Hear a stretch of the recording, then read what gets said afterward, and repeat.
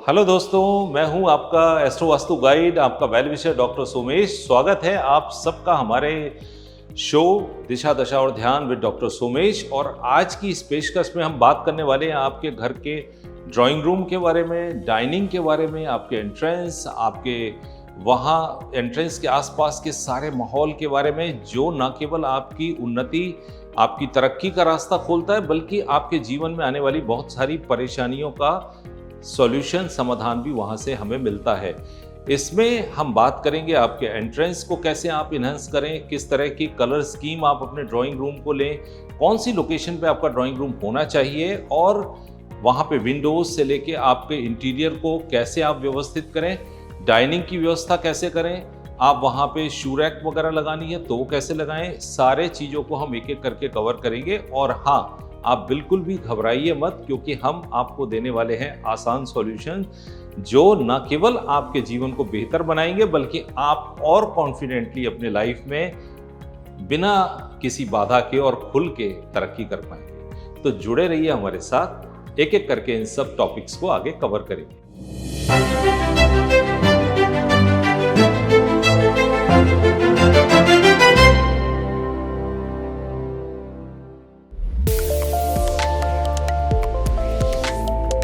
तो जब हम ड्राइंग रूम, लिविंग रूम और वास्तु की बात करते हैं तो उसका रास्ता खुलता है मेन एंट्रेंस से।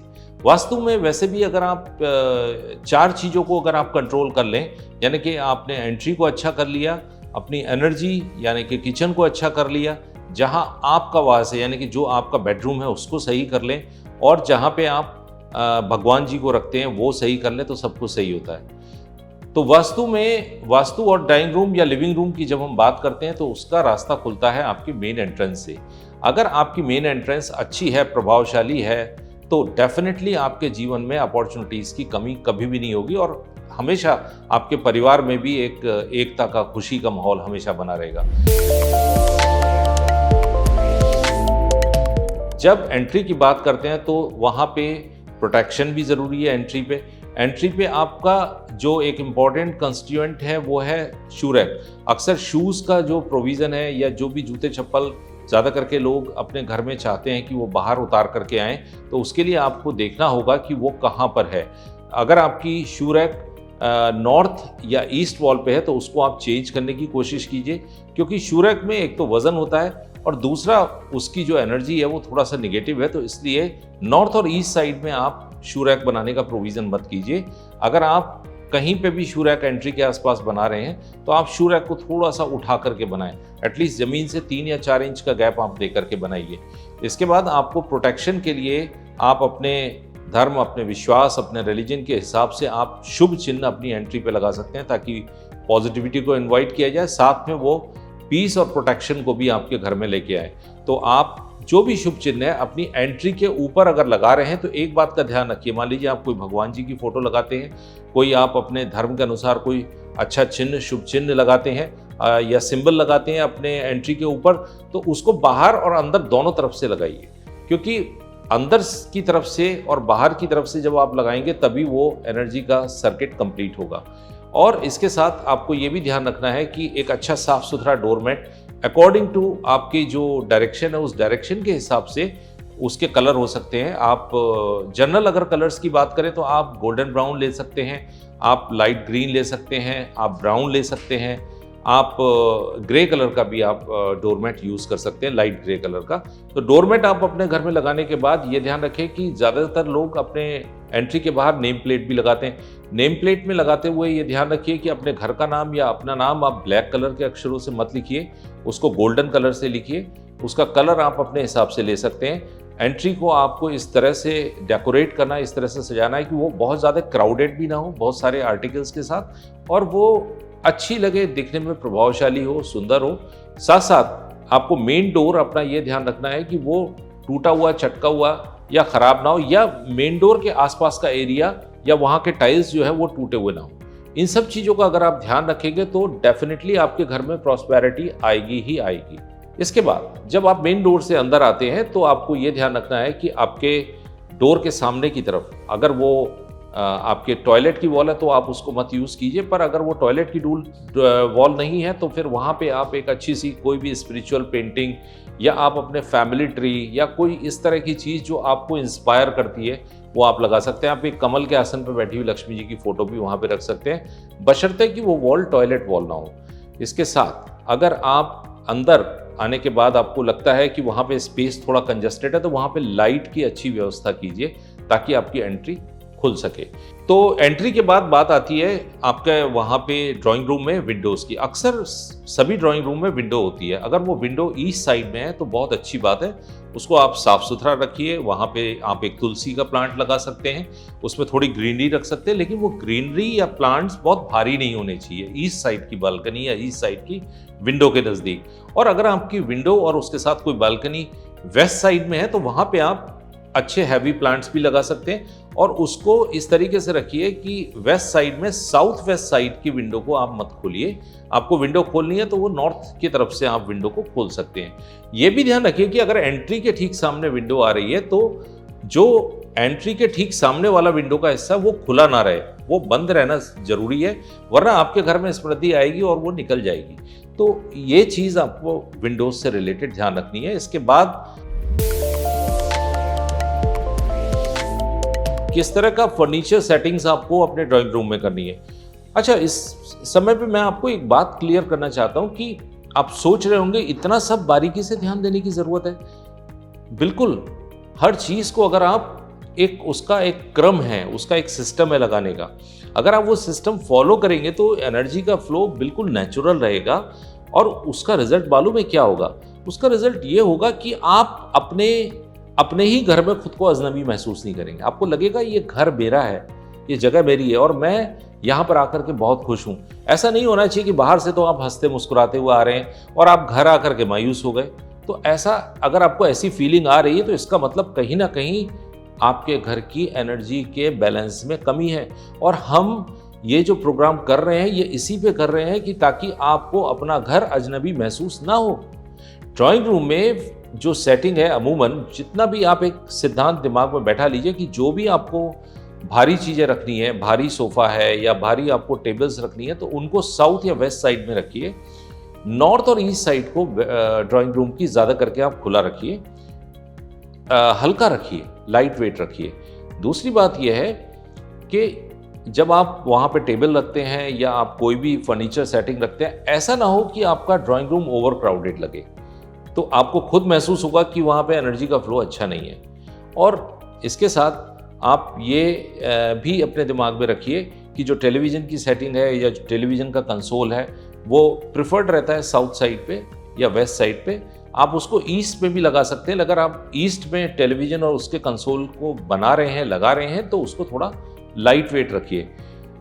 कुछ लोगों के दिमाग में ये होगा कि अगर हमारे यहाँ ये ऑलरेडी गलत है तो हम उस पर क्या कर सकते हैं, तो उसको आप डेफिनेटली सही कर सकते हैं। मान लीजिए वहाँ पे कंसोल पे बहुत ज़्यादा सामान रखा है, वज़न रखा है, तो उसको आप निकाल दीजिए। आप क्लटर फ्री अपने ड्राइंग रूम को जितना रखेंगे उतना आपके हेल्थ के लिए अच्छा है। और साथ में ये भी ध्यान रखिएगा कि चूँकि उसी के साथ आजकल बहुत ज़्यादा स्पेस नहीं होता है, तो हमें अपने ड्राइंग, लिविंग और डाइनिंग के साथ साथ और भी छोटे मोटे आर्टिकल्स रखने पड़ते हैं। तो हम इन सब के बारे में आपको आगे एक एक करके बताएंगे, प्लस किस तरह की कलर स्कीम इंटीरियर के लिए यूज़ करना आपके लिए बेहतर रहेगा डायरेक्शन के हिसाब से, वो भी बात करेंगे। और अगर आप नया ड्राइंग रूम या नया घर बना रहे हैं तो उसमें ड्राइंग रूम को मेनली किस तरफ लेके आएँ, ये भी मैं अभी आपको बताने वाला हूँ। तो जैसा अभी हमने बताया, ड्राइंग रूम अगर आप नई प्रॉपर्टी बना रहे हैं तो किस दिशा में बनना ज़्यादा बेहतर होता है, तो डेफिनेटली इसको आप नॉर्थ ईस्ट में, नॉर्थ में या नॉर्थ वेस्ट साइड पे ड्राइंग रूम रखिए। वो आपके लिए बहुत अच्छा रहेगा, क्योंकि उसके रखने से आपके घर में एक बैलेंस, एनर्जी का, रिलेशनशिप का वो अपने आप बन जाएगा। इन केस बहुत से लोगों को जिनके साथ ये पॉसिबल नहीं है कि वो नॉर्थ या नॉर्थ वेस्ट साइड पे या नॉर्थ ईस्ट साइड में नहीं रख सकते ड्राइंग रूम, और अगर उनको साउथ साइड में इसको प्लान करना है तो वो इस तरीके से प्लान करें कि साउथ साइड में ड्राइंग रूम का फ्लोर लेवल हल्का सा ऊंचा उठाएं और ड्राइंग में उसमें वो अच्छे से उसको सामान को, कैबिनेट्स को, कंसोल को रख करके उस ड्राइंग रूम के साउथ साइड को काफ़ी भारी कर दें, जिससे कि कुदरत का जो बैलेंस है, क्योंकि वास्तु का अर्थ ही है तत्वों के साथ नेचर का और नेचर के साथ हमारा बैलेंस, तो ये आपके लिए वहाँ पे एडवाइजेबल होगा। इसके साथ आपको एक चीज़ और ध्यान रखनी है कि जो भी ड्राइंग रूम में आप कलर्स लेते हैं, उन कलर्स का, कलर स्कीम का बहुत ध्यान रखिए। नॉर्मली ड्राइंग रूम को ब्लैक, रेड या बहुत ही ज़्यादा डार्क कलर से आप, वो किसी भी डायरेक्शन में हो ड्राइंग रूम आपका या लिविंग रूम, उसको आप छोटे छोटे हिस्सों में तो आप ले सकते हैं, लेकिन आप पूरी थीम ब्लैक या रेड या इस तरह के डार्क कलर की मत लीजिए, क्योंकि वो थोड़ा सा आपको एक डिफरेंट जोन में ले जाती है, और वो जोन आपके मूड के लिए, आपकी मनोदशाओं के लिए ज़रूरी नहीं कि बहुत अच्छा हो। कुछ लोगों को सूट कर सकता है, लेकिन हर किसी को सूट नहीं कर सकता। तो camel colour, earthy colour, peach colour, हल्का सा off white, beige, sea green, इस तरह के कलर्स आप यूज़ करेंगे अगर अपने ड्राइंग रूम में, तो वो बहुत अच्छा रहेगा। पर्दों में ज़रूर मैं ये चाहूँगा कि आप हल्का सा सिल्वर या गोल्ड का टच ज़रूर दीजिए, क्योंकि ये कलर आपकी प्रॉस्पेरिटी को दिखाते हैं, आपकी उन्नति का रास्ता खोलते हैं। तो इस तरीके से आप अपने ड्राइंग रूम के इंटीरियर को प्लान कर सकते हैं, और उसी तरीके से आप सोफ़े के कलर को उनसे मैचिंग सेट में आप ले सकते हैं। सोफ़े अगर आप थोड़ा डार्क कलर के भी लेते हैं तो कोई दिक्कत नहीं है, लेकिन ये ध्यान रखिए कि एकदम ब्लैक अगर आप सोफ़ा ले रहे हैं तो उसको ब्रेक कर लीजिए बीच में। तो इस तरीके से कलर्स का आप संयोजन ध्यान में रखेंगे तो आपके लिए किसी भी तरह की कोई दिक्कत नहीं आएगी। ड्राइंग रूम में एक अक्सर बहुत बड़ा सवाल पूछा जाता है कि क्या ड्राइंग में या लिविंग रूम में आप अपना मंदिर बना सकते हैं? तो उसके जानने से पहले मैं आपको एक दूसरी बात बताना चाहता हूँ। वो ये कि पहले आप ये देखिए कि आपने डाइनिंग की व्यवस्था कहाँ की है। आइडियली डाइनिंग के लिए जो स्पेस आपके ड्राइंग रूम या आपके घर में, लिविंग रूम में माना जाता है, वो माना जाता है नॉर्थ वेस्ट या वेस्ट साइड में। पर यहाँ पे एक प्रैक्टिकली आपको ध्यान रखना पड़ेगा कि आपकी वो जगह किचन से भी मैच खानी चाहिए, किचन के साथ या आसपास होना ज़रूरी है।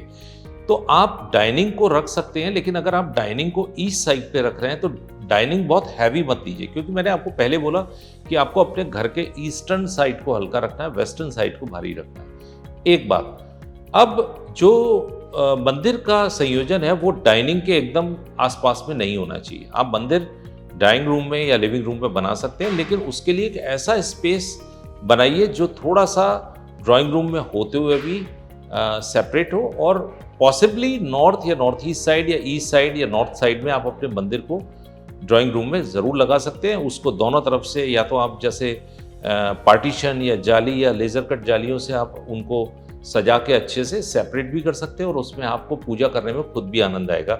याद रखिए, पूजा करते समय आपकी फेसिंग मायने रखती है। भगवान किस तरफ फेस कर रहे हैं उसका उतना महत्व नहीं है, क्योंकि भगवान तो हर दिशा में बसे हुए हैं।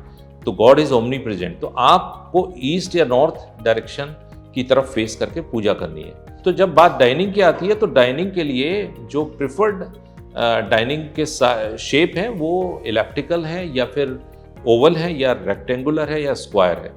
उसको आप अगर गोल डाइनिंग लेते हैं तो गोल डाइनिंग की प्रेफरेंस सबसे आखिर में आती है। और इसके बाद आपको अगर वहाँ पे कॉफ़ी टेबल रखनी है अपने लिए कोई छोटी सी, तो आप कॉफ़ी टेबल रख सकते हैं। उसको आप वेस्ट साइड में रख सकते हैं, उसको आप नॉर्थ वेस्ट साइड में रख सकते हैं। एक और चीज़ जो लोगों के दिमाग में रहती है और अक्सर लोग उसको पूछते हैं, वो है आपका बार। जी हाँ, बहुत सारे लोग अपना एक मिनी बार जैसा बना के रखना चाहते हैं। तो उसके लिए भी चलिए हम आपको डायरेक्शन बता देते हैं कि वो साउथ ईस्ट की तरफ आपका मिनी बार आप बना के रख सकते हैं। पर अगेन ये ध्यान रखिए कि मंदिर या बार ये दोनों आसपास में नहीं होने चाहिए। तो ये थोड़ा सा एक सेग्रीगेशन है जो थोड़ा आपके कॉमन सेंस और बाकी वास्तु के ऊपर डिपेंड करता है कि आप इसको सही तरीके से लेके जाएंगे तो आपके लिए सामंजस्य या आपके लाइफ में कॉम्पिटेंसीज की कमी नहीं रहेगी। अब इसके बाद हम एक और चीज़ के ऊपर बात करते हैं, वो है मिरर्स। तो मिरर्स और पेंटिंग्स, किस तरह की पेंटिंग्स नहीं होनी चाहिए वो मैं आपको बता देता हूँ। बाकी आप अपने मर्जी से अपने चॉइस के हिसाब से लगा सकते हैं। पेंटिंग्स जो मैसेज देती है वो मैसेज अच्छा होना चाहिए, पॉजिटिव होना चाहिए। अगर आप खुद उस पेंटिंग को नहीं समझ सकते या उस मैसेज को नहीं समझ सकते तो ऐसी पेंटिंग का कोई फ़ायदा नहीं है मेरे हिसाब से। तो आपको वो पेंटिंग लगाते समय ध्यान रखना चाहिए कि वो मैसेज क्या आ रहा है, कलर स्कीम कैसी है, इसका आपको ध्यान रखना चाहिए। मिरर्स आप ज़रूर लगाइए अपने ड्राइंग को इन्हांस करने के लिए। मिरर्स की एक क्वालिटी होती है, वो स्पेस को बढ़ाते हैं, तो आप मिरर्स वहाँ पे ज़रूर लगाइए, पर ये ध्यान रखिए कि साउथ साइड में मिरर मत लगाइए। अगर आपको साउथ साइड में मिरर लगाना भी पड़ रहा है तो आप उसको मैच करते हुए कोई मिरर उससे बड़ा या उससे बेहतर वो आप नॉर्थ साइड पे भी लगाइए। तो मिरर्स का इस तरीके से बैलेंस करना ज़रूरी है। इसके आगे हम बात करते हैं ऐसे कौन से टिप्स एंड ट्रिक्स हैं जिससे कि आप अपने ड्राइंग रूम, लिविंग स्पेस को और बेहतर बना सकते हैं, हंसी खुशी का अड्डा बना सकते हैं, चर्चाओं का अड्डा बना सकते हैं। अगर आप पढ़ने के शौकीन हैं तो आप अपने थोड़ा सा रीडिंग के लिए एक साइड टेबल आप रख सकते हैं नॉर्थ वेस्ट साइड पे या नॉर्थ साइड पे, और आप अपनी एक छोटी सी लाइब्रेरी भी वहाँ पे ला सकते हैं। याद रखिए बहुत ज़्यादा अगर आपके पास बुक्स हैं और आप उसको बुक शेल्फ को रखना चाहते हैं तो उसको आप वेस्ट या साउथ डायरेक्शन में रखिए। आइडियली बुक्स अगर थोड़ी सी बुक्स रखनी है तो उसके लिए नॉर्थ ईस्ट का स्पेस अच्छा है, क्योंकि वो नॉलेज का एरिया है, ज्ञान का एरिया है, तो वहाँ पे आप ये रख सकते हैं। इसके बाद आपको ये ध्यान रखना है कि प्लांट्स जो भी आप वहाँ पे रखते हैं, जो इंडोर प्लांट्स हैं, क्रोटन्स हैं, पीस लिली है या स्नेक प्लांट है, तो ये सारे प्लांट आप इस तरीके से रखिए कि किसी एक जगह पे वो वजन क्रिएट ना करें और आपके इंटीरियर के हिसाब से सही सही जगह पे वो आ जाएं। क्योंकि जो ग्रीनरी होती है वो आपको नेचर के साथ आपका जुड़ाव करती है और आपको एहसास कराती है कि आप नेचर के साथ रह रहे हैं, तो वो बड़ी इंपॉर्टेंट है। तो थोड़ा सा ग्रीन स्पेस अपने यहाँ ज़रूर क्रिएट करिए। ड्राइंग के साउथ ईस्ट साइड में आप मनी प्लांट लगा सकते हैं, वो आपको बहुत आपको पैसे के लिए, धन संपदा के लिए आपको हेल्प करता है। आप एक और इम्पॉर्टेंट चीज़ की बात करूंगा कि ड्राइंग रूम से आपके रिकॉग्निशन, आपकी क्रेडिबिलिटी का रास्ता भी निकलता है। तो आप ड्राइंग रूम के वेस्ट साइड पे या नॉर्थ वेस्ट साइड पे आप अपने अवार्ड्स की एक छोटी सी रैक या अपने अवार्ड्स का एक छोटा सा प्लेसमेंट ज़रूर बनाइएगा। वो आपको जीवन में आपके अवार्ड्स बढ़ाने में आपकी हेल्प करेगा। अवार्ड्स मीन्स आपकी रिकॉग्निशन, आपका पैसा, प्रसिद्धि, तो ये भी आपके लिए बहुत ज़रूरी है। या आपके बच्चों के जो भी वहाँ पे अवार्ड्स होंगे वो आपको हेल्प करेंगे।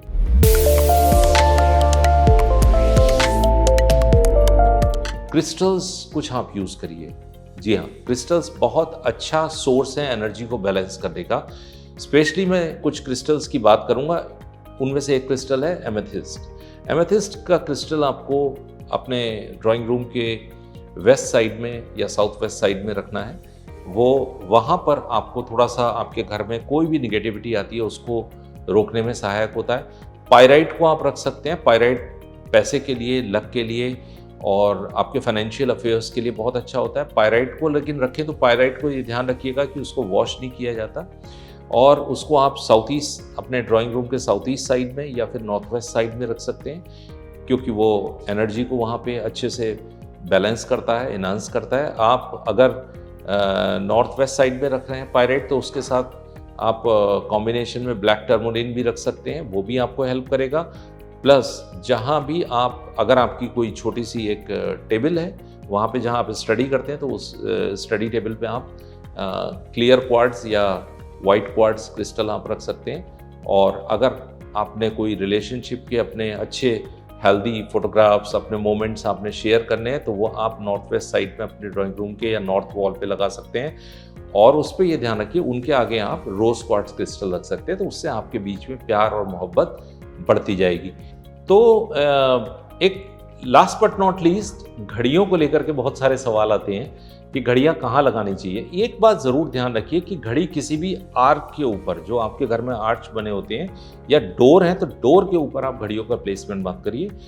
प्रिफरेबली आप वेस्ट साइड पे या नॉर्थ वॉल पे आप, या ऐसी जगह पे जहाँ पे आपको घड़ी आसानी से दिख सके वहाँ लगाइए साउथ वॉल को। और आर्चेस के ऊपर या फिर डोर जो एंट्रेंस है किसी भी रूम की या आपकी मेन एंट्रेंस है, तो उसके ऊपर आप घड़ियों का प्लेसमेंट मत करिए।